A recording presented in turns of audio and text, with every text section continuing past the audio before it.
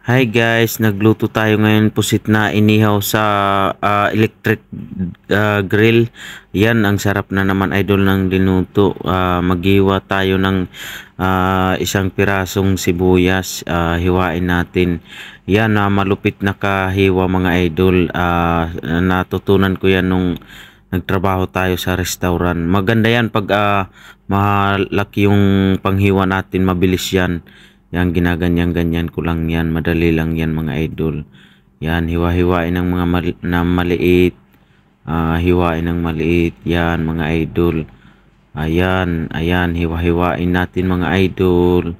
Tapos sunod po natin, hiwain natin ang ng maliliit yung luya, yung ginger. Para pang din po yan mga idol, pagpatanggal yan ng lansa para mabango pa at saka medyo siya maanghang tas juicy talaga. Ayan, hiwa-hiwain natin ng maliit. Isunod po natin, hiwain natin ang kamatis mga idol. Hiwain din natin ng maliliit kasi nagpapasarap din yan kasi pag once na linagyan natin ng kamatis, medyo maasim siya mga idol. Wow, ang sarap naman. Yan, hiwa-hiwain lang natin ng maliit. Yan, ganyan guys. Ihiwa-hiwa natin. Tas guys, isunod po natin guys. Isunod, hiwa-hiwain lang natin ng ganyan. Madali lang naman mga idol. Madali at sulit talagang lasa niya mga idol. Yan. Yan, tas ilagay na natin sa lagayan at saka anuhin natin yung bawang guys ng maliliit. Hiwain natin ng maliliit. Ganyan lang mga idol. Madali lang naman mga idol. Yan, hiwa-hiwain. Yan, maliliit lang hiwa. Maliliit lang mga idol, hiwa-hiwain. Yan, tapos ilagay natin yung sibuyas, luya at saka kamatis. Yan, ilagay na yung kamatis.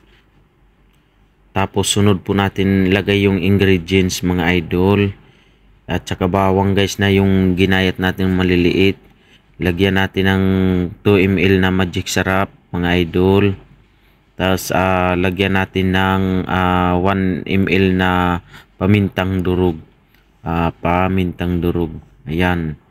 Tapos isunod po natin mga idol yung yung laurel guys. Lagyan natin ng laurel. Lagyan natin ng laurel. Yan. Lagyan natin. Wow, sarap po yung luto natin. Tapos sunod lagyan natin ng asin na 4 ml. 4 ml. 4 ml.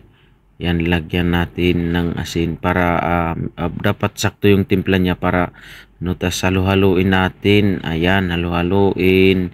Halu-haluin. Tas ilalagay na natin mga idol sa loob ng pusit. Ilalagay na natin. Medyo mahirap kasi madulas mga idol.